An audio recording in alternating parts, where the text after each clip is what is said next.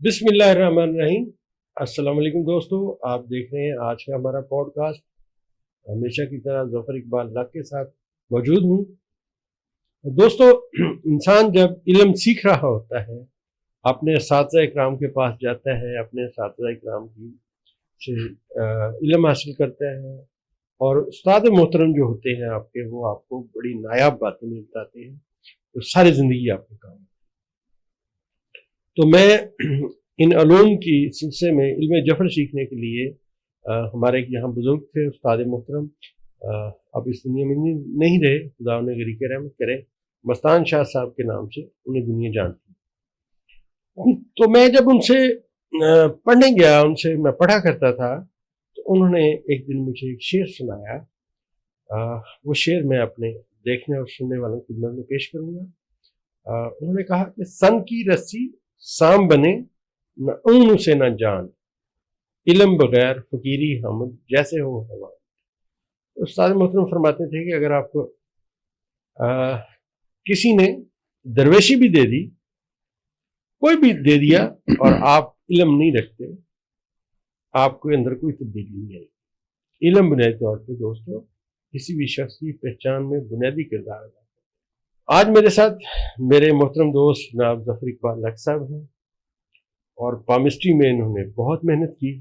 तो मैं आज का पॉडकास्ट में इस पामिस्ट्री के ऊपर जो हम बात करेंगे, मैं ज़फ़र इकबाल साहब से ये जानना चाहूँगा कि ज़फ़र साहब ये बताइए कि इंसान का, जब आप इंसान की पढ़ते हैं, उसके हाथ को आप पढ़ते हैं, तो सबसे पहली बात आप उसके हाथ का कौन सा हिस्सा, कौन सी बात ऐसी पढ़ते हैं जिससे आप उसकी शख्सियत को जज करते हैं कि ये जो बंदा है, जिसका ये हैंड प्रिंट है, ये हाथ है, वो क्या चीज़? जी डॉक्टर साहब, बड़ा इंफॉर्मेटिव क्वेश्चन है। सबसे पहले जब भी दो साहबा मिलने के लिए आते हैं तो हम हाथ की साख को देखते हैं कि ये हाथ कौन सा है। आया ये स्क्वायर हैंड है, रेक्टेंगल स्क्वायर हैंड है, स्पेचुलेट है, या कॉनिक है, एलिमेंट्री है, किस तरह से। उसकी साख के बाद अगला जो चीज़ हम जिसको हम ख्याल करते हैं कि हाथ के अंदर जो है वो माउंट कैसे है, और माउंट को हमने मुख्तलिफ स्टार के साथ जो है वो जोड़ा होता है कि ये जुपिटेरियन इसका प्रोमिनेंट है, वीनस प्रोमिनेंट है, या मरकरी प्रोमिनेंट है। अगली जो बात सबसे ज़्यादा अहम होती है कि कौन सी लाइन किस माउंट से निकल के किस माउंट पे इख्तिताम को पहुंचती है। और इसके साथ साथ डॉक्टर साहब जो बहुत ज़्यादा इम्पोर्टेंट चीज़ है वो है फिंगर की साख और थंब। यानी ये वो बुनियादी चीज़ें हैं जो पहली नज़र में हम उसको एवेलुएट करते हैं कि जिससे फ़र्द की शख्सियत का हम एक खाका या जो वो बना लेते हैं कि फ़र्द का क्या प्रोफाइल है और क्या कैलिबर है, और उसके अंदर क्या सलाहियतें हैं, क्या नेगेटिव है और क्या पॉजिटिव है। उसके बाद फिर फर्दर आगे सारी चीज़ें जो है उसके मुताबिक हम उनको डिस्कस करते हैं। अच्छा दोस्तों, जैसे ज़फ़र साहब ने माशाल्लाह अपने पामिस्ट्री की बात की, मैं आपको एक एस्ट्रोलॉजर की हैसियत से बात अर्ज करूँ कि हमारे ज़ायचे में, एस्ट्रोलॉजी में, जब हम किसी का बुर्ज कायम करते हैं, जो बेस करता है उसकी date of birth, time of birth और प्लेस ऑफ बर्थ से, और अगर वो बंदा ट्विन है, मतलब 2 बच्चे या 3 बच्चे पैदा हुए हैं, उसमें उसका नंबर कौन सा है, इस बात को जो हम है ना मद्देनजर रखते हैं, उसका ज़ायचा कायम करते हैं, और जो हम उसका पहला खाना लिखते हैं, वहाँ से हम उसका दिमाग रीड कर लेते हैं, उसकी शक्ल सूरत रीड कर लेते हैं, उसकी बल्कि मुस्तकिल आदतें रीड कर लेते हैं। एक बात मैं अर्ज करता चलूँ अपने अहबाब के लिए कि वो हमारा प्रोग्राम बहुत शौक से सुनते हैं। ये इल्मी बातें हैं दोस्तों, हर बंदे की एक अपनी रिसर्च है, और ये जो दुनिया है, ये मैं अर्ज करता चलूँ कि इंसान की एक नेचुरल रखती है कि वो अपने आज में अपने कल को जानना चाहता है। तो हर बंदे के अंदर ये क्वालिटी पाई जाती है। अगर हम एस्ट्रोलॉजर बने हैं तो हम भी अपने कल की तलाश में एस्ट्रोलॉजर बने हैं, हमने ये इल्म सीखा है। ज़फ़र इकबाल लक साहब मेरे बहुत प्यारे दोस्त हैं, और मैं, क्योंकि मेरे तो बहुत ही मोहतरम है, लिहाजा उनकी शख्सियत के बारे में मैं जो बात करूँगा इंशाल्लाह वो सही और हकीकी मानों में इनकी शख्सियत के बारे में होगी। आपको दोस्तों मैं एक वाकया यहाँ सुनना चाहता हूँ।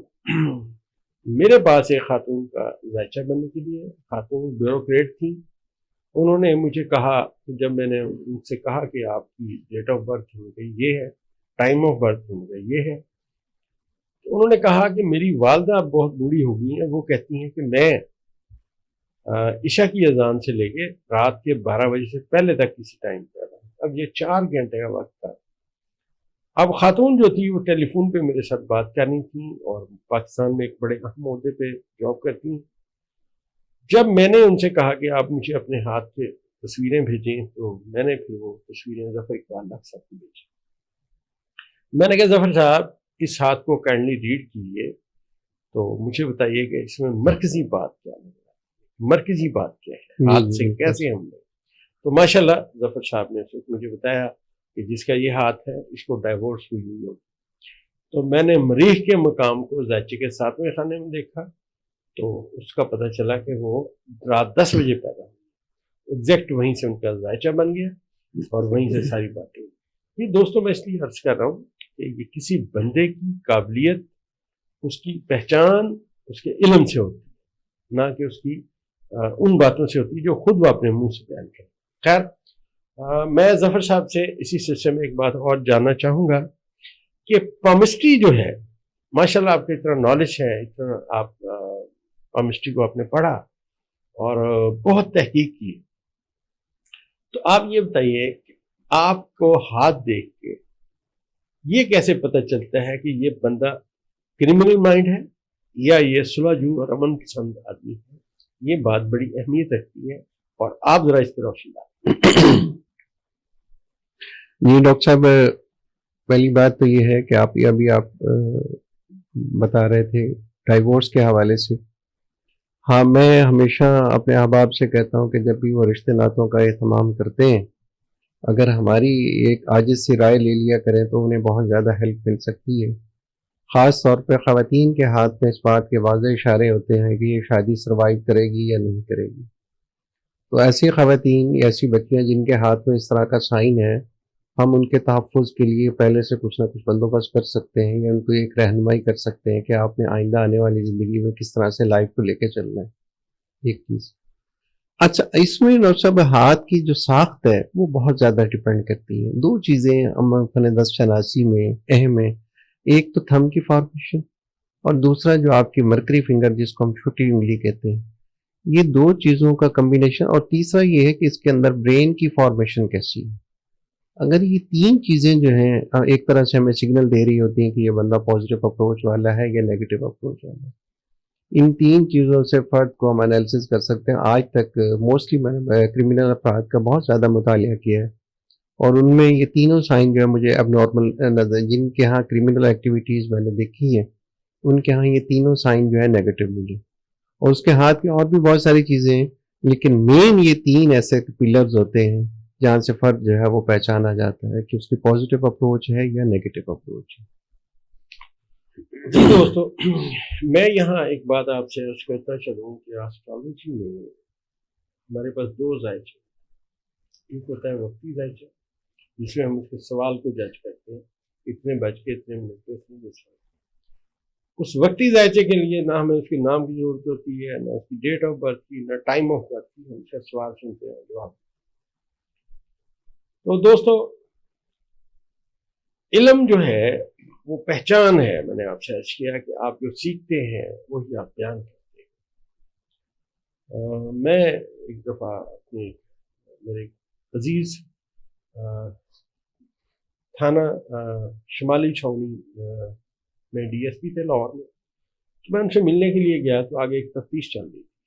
तो मेरे उस कज़न ने जो उनके साथ जो टीम थी पूरी बैठी हुई, तो उन्होंने कहा ले जी मेरे कज़न आ गए हैं, तो ये एस्ट्रोलॉजर हैं, इनसे हम सवाल पूछेंगे, आपको ये जवाब देंगे। उन्होंने कहा जनाब डीएसपी साहब ये है बात। उन्होंने कहा नहीं आप सवाल पूछिए, वो आ गए। तो मैं गया, उन्होंने कहा जी अच्छा ये बताएं कि इस वक्त हम एक बंदे की तफ्तीश कर रहे हैं, बंदा गुम है, बताएं किधर। अब ये जायचे का वो कायदा था कि एक गुमशुदा चीज़ को तलाश करना। तो मैंने वक्ती जायचा देखा, शाम का टाइम था, अजानें हो रही थी मगर اور سورج جو تھا اس نے مجھے جواب دینا تھا. اس وقت میں نے کیلکولیشن کی تو سورج زائچے کے 7ویں خانے میں جا کے غروب ہو چکا. تو میں نے انہیں کہا جس بندے کو آپ ڈھونڈ رہے ہیں وہ تو اس دنیا میں موجود نہیں, اس دنیا میں موجود نہیں, زمین کے اوپر موجود نہیں, کیونکہ سورج غروب ہو چکا. تو میرے کزن نے کہا نہیں بتائیں آپ خود جواب دیں, اس کو کس نے بتایا؟ تو وہ انہوں نے 2 بندے پکڑے ہوئے تھے ظفر اقبال. تو انہوں نے کہا جی اگر ہم آپ کو بندہ لا دیں تو کیا آپ بتا سکتے ہیں قاتل کون سا ہوگا؟ میں کہا جی یہ تو بہت مشکل کام ہے, لیکن بہرحال آپ لائیں, آئی ٹرائی مائی بیسٹ. اب میں نے زائچے کے 6 خانے کا بندہ ڈھونڈنا تھا کہ ان دونوں میں سے کون سا ہے. لکیلی جو پہلا بندہ تھا اس میں شکل سے پہچان گیا کہ یہ بندہ جو ہے یہ کرنے والا ہے. میں نے ان سے کہا کہ مجھے لگتا ہے کہ یہ بندہ قاتل ہے, اور ایگزیکٹ پولیس کی تفتیش میں وہی بندہ قاتل تھا. اور میری اس بات کے 3 گھنٹے بعد انہوں نے لاش برآمد کرا. تو ظفر اقبال صاحب سے ہم پوچھیں گے ان کی لائف میں ایسی کون سی بات ہے جو یہ سمجھتے ہیں کہ اس میں ان کے علم نے انہیں بہت زیادہ متعارف کرایا, ان کو پتہ چلا کہ میں نے جو تحقیق کی یا جو میں نے علم سیکھا وہ بہت زبردست. ڈاکٹر صاحب بڑا ایک خوبصورت واقعہ ہے. میرے ایک عزیز فیملی جو جن کے ساتھ ماشاء اللہ انہیں بڑا وقت اللہ نے بڑی رحمتوں سے نوازا, جب میری ان کے ہاتھ پہ نظر پڑی تو اس کے ہاتھ میں ایسا کوئی سائن ہی نہ ہو. میں نے کہا یہ تو سارے علم 10 شناسی کی یہ فرض جو ہے مکمل طور پہ نفی کر رہا ہے, ایسا کیا ہو سکتا ہے؟ خیر کچھ دن بعد میری ان کی اہلیہ کے ہاتھ پہ نظر پڑی, پتہ چلا کہ خوش نصیبی کے جتنے سائن تھے سارے کے سارے ان کی اہلیہ کے ہاتھ میں موجود ہیں. میں نے ان سے دریافت کیا, میں نے کہا حضرت یہ بتائیں شادی سے پہلے تک آپ کا کیا پروفائل تھا؟ تو انہوں نے کہا جی شادی سے پہلے میں بالکل زیرو تھا, اور انتہائی آپ یوں سمجھ لیں کہ چھوٹے موٹے کام جو ہے جس کو آپ چپڑاسی یا پی این کا کام کہہ لیں, اس طرح کے میں کام پرفارم کرتا تھا.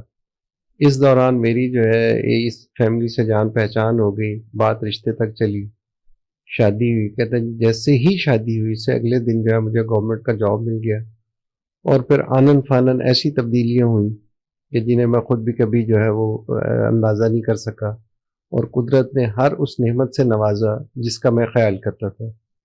اور میں اکثر دوستوں کو کہتا ہوں کہ بسا اوقات جب بھی ہسبینڈ وائف آپ رہتے ہیں تو پھر آپ دونوں کا نصیب ایک دوسرے کے ساتھ مل جاتا ہے. بالکل.